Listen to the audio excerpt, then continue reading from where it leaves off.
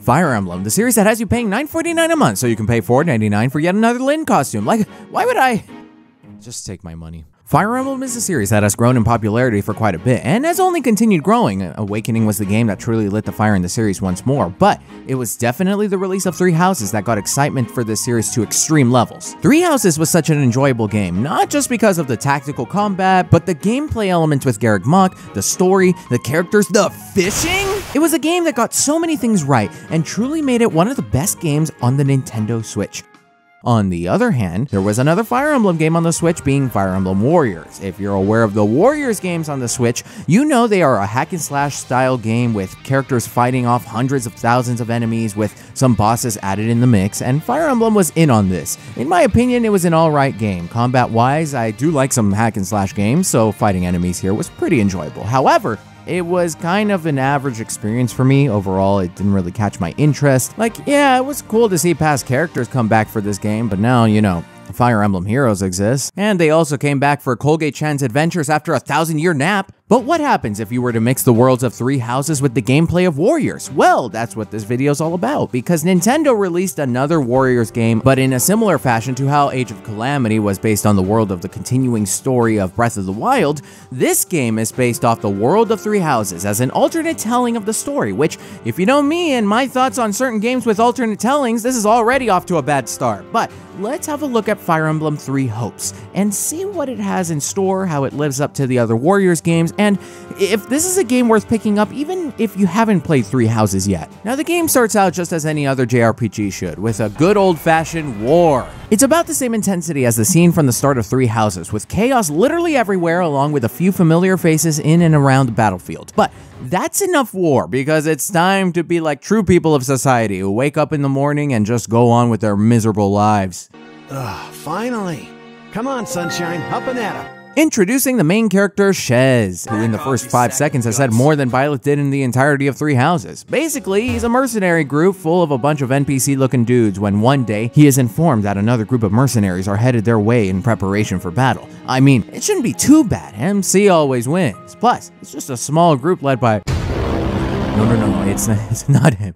It can't be. It can't be Gerald, the father of Byleth, the one who Leone wouldn't shut up about in the last game. Captain Gerald, of course. Well, I guess we'll find out as we head into battle. We'll talk about the combat elements a little later, so do not worry. But pretty much we swept through this quite easily until their main forces arrive, along with the appearance of someone called the Ashen Demon, who is just murdering our entire group one by one. I mean, come on, they're just innocent NPCs. Who would do such a thing? What? Byleth is here? Stand down or die. Byleth can speak? I don't know what to believe anymore. I mean, oh look, we're gonna die. Well, this game was awfully short, but hey, I know there's people out there who are into this sort of closing scenario, so I'll rate this game like, I don't know, 6 out of...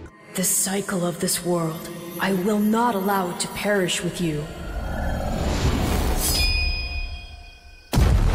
Oh, what did I say? What did I say? MC never loses. With Shez taking a new form, we do a rematch with Byleth along with even more forces from Gerald's group, and eventually they make a retreat, with Byleth expecting to meet again soon enough. Meanwhile, Shez becomes extremely exhausted, to which he finds himself in a bizarre place with an unknown being called Arval, which was the voice that we heard earlier. They claim to be the being that is able to keep Shez alive, and it seems Shez may be important for some reason. No in-depth explanation as to why, but we just need to make sure we are on our feet, ready to get back out there, preparing for the possibility of bumping into Byleth again. And just like any other ordinary person going insane and hearing voices, we believe every single word that was said and venture forth. Some time passes by and our hero is now found in Empire territory. Let's check in on his progress. Do you know how many times you would have died by now if not for me? 22. Oh my god, this fucking guy. The 3 times you leapt off a cliff to quote-unquote get tougher saved you.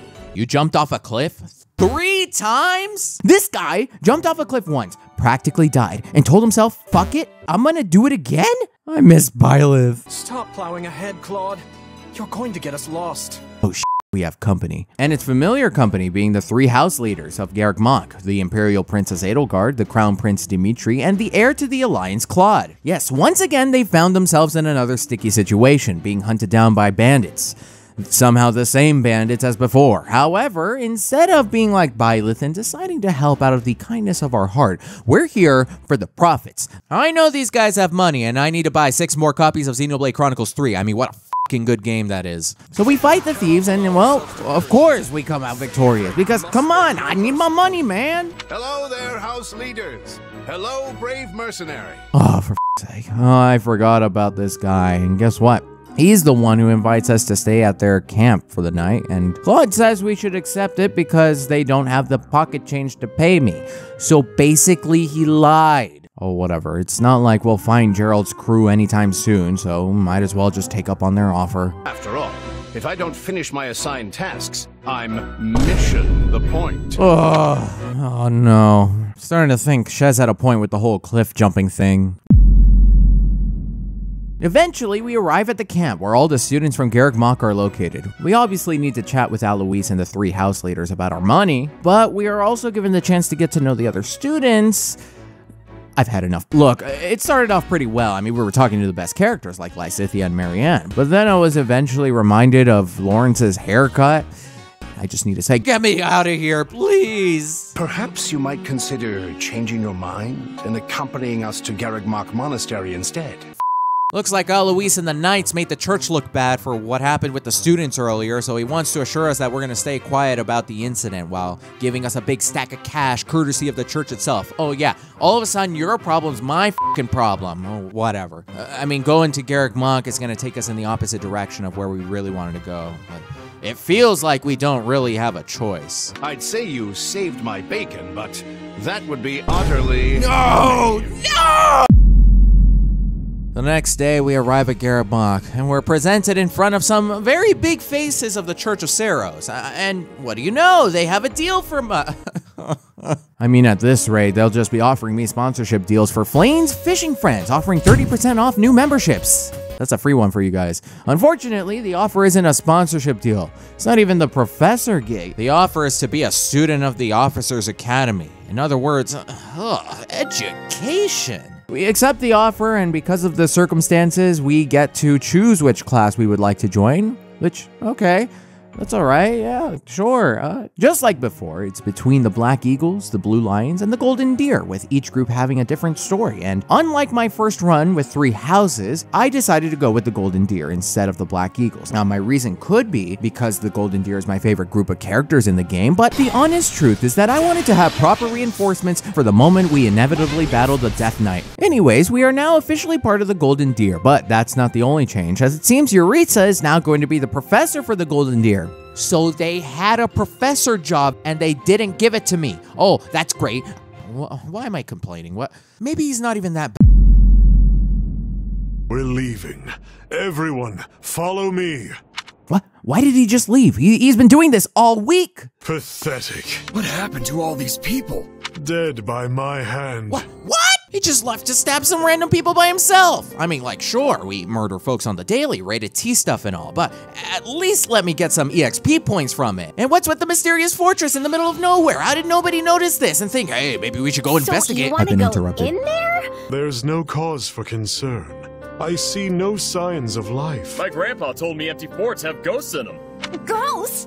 God damn it. Yo, where's Sothis? I want to go back in time and just redo this whole class selection. Well, eventually, Claude gets everyone in order, and off we go into the fortress to, guess what? Fight more enemies.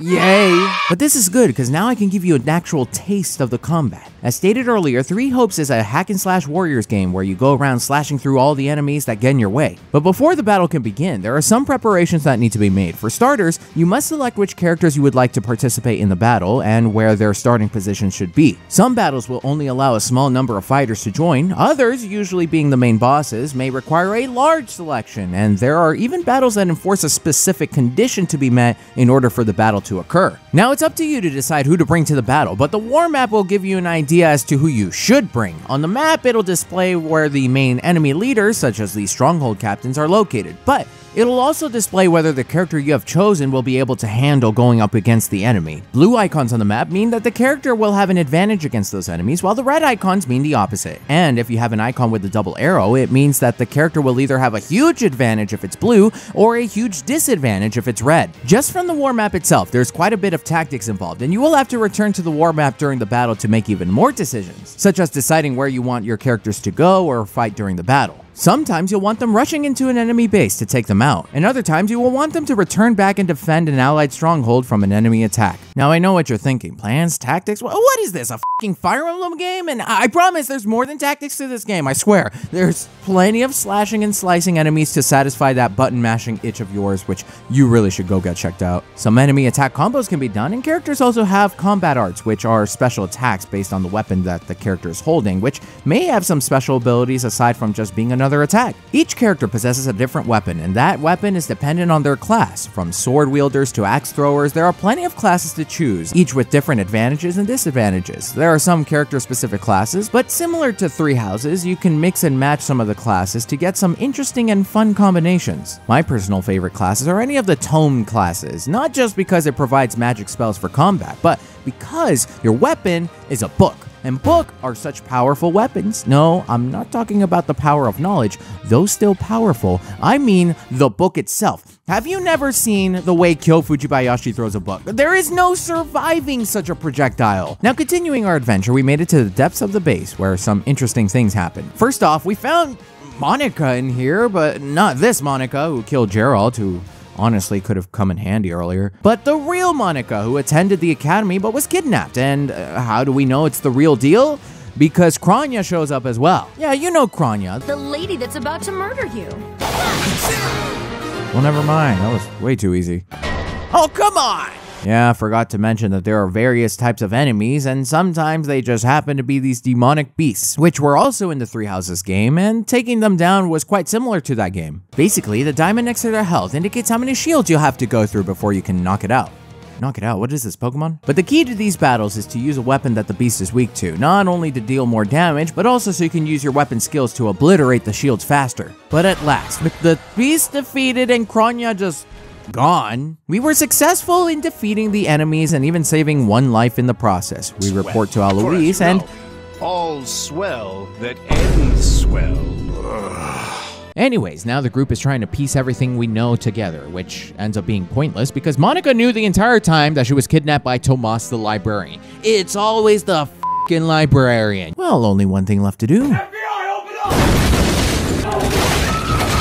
Stop right there, mister! Let her go. She's nothing but trouble. What? What's going on? What a gorgeous tie! Huh? From your mother? Yeah, how did you know? Only a mother could give a son a tie like that. What? Well, I had to wear it because You know, why don't we go someplace quiet where we can talk man to man? What do you say? What is going on? What? Hey, Sure. hey, you can't Sure, take why him. He's a not? criminal. What? Where are you guys going? What's even happening? What the f? Well, here we are, once again in a time of war, and it looks like Claude was the one who calls us up so that we can help him and the Alliance through the war. And with every time skip comes the new character designs, which for the most part I actually do like. They managed to even make Lawrence look pretty good, so alright. And from here on, things are pretty straightforward. With future chapters, it's mostly about making progress in the battles, as you get sections of the map where the battles are occurring, and you must complete zones on the map in order to reach the main chapter battle and progress in the story. But aside from the battles, there is still a peacetime element to the game where you can do various activities in preparation for continuing the battle and story in very similar fashion that Garreg Mach was to Three Houses, but it's a little bit smaller than that. This takes place out in an army base where players can roam around doing a wide variety of things. Now, it's important to note that you will have a set number of points available to you for activities and training, so you'll have to use them wisely in the beginning. But as the base camp continues to upgrade and the story continues to develop, you will gain more points to be able to do more during your visits at the base camp. There's the training ground where you could pair characters up as they gain some class experience. Just like in Three Houses, characters can upgrade their class after achieving mastery with their current class, and the training ground can help out with that. You can also spend gold to raise the level of your characters, which I really needed to do at times because of the fact that I would only ever play as Lysithea in battle. There are shops that hold a variety of battle items, a supply depot where items such as the smithing stones can be found to upgrade the other shops,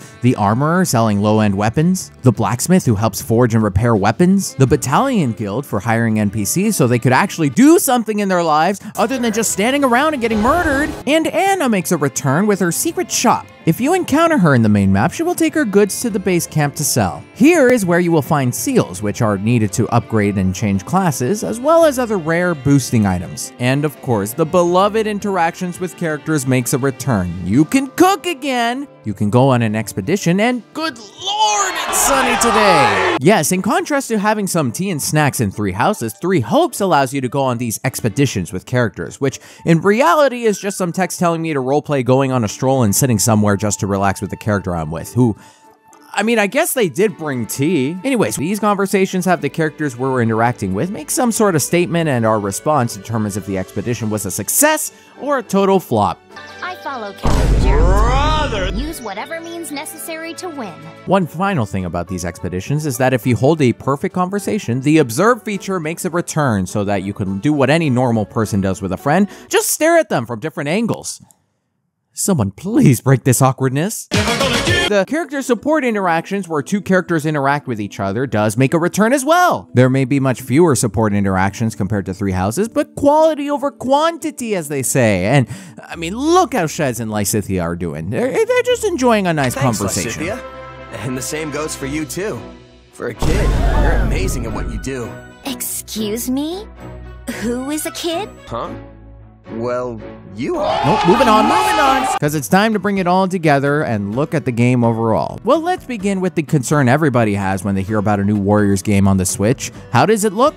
And how does it run? In terms of the visuals, it really looks like a continuation of Three Houses. It has the same environments, the same character designs, which makes sense because Koei Tecmo did work on that game. Now, as for how it runs, a heads up, I played this game on my Nintendo Switch OLED entirely in handheld mode, just because that's usually my preference as someone who grew up playing games on handheld consoles. And I've got to say, the game ran better than I had expected. From what I've seen in Age of Calamity, there was quite a bunch of moments where I felt the game was really struggling, specifically during battle, and to my surprise, I didn't really get much of that. Sure, there are still a couple hiccups here and there, but it felt like it ran pretty consistently for the most part, and there were moments when smooth frames were hit in combat. How that even happened is beyond my knowledge, but I'll take it. And then we have the music. A good chunk of the songs were remakes of the originals from Three Houses, some of them being pretty good remakes, and some I honestly preferred the original adaptation to the new version. Either way, there were still nice jams while slaughtering enemies, and that's all that matters. But overall, it's a really fun game to play. There's something about the Warriors games where going around swinging a sword or using magic towards hundreds of thousands of enemies is actually fun. That honestly was the driving force for me to keep playing. The story was alright. It was really cool to see them add more to the world of Three Houses, but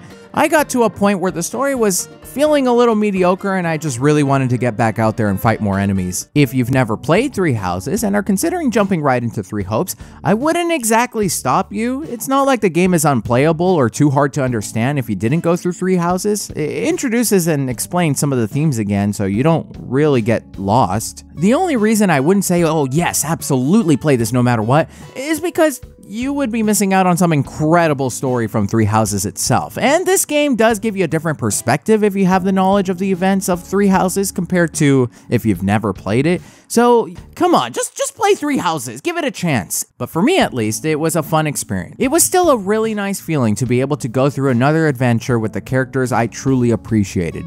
Speaking of, let's see how things are going with Shez and Lysithea. I am not being combative. I'm simply having a normal conversation with you. Is that a problem? What about this is normal to you? Oh my gosh, that was a sea level support?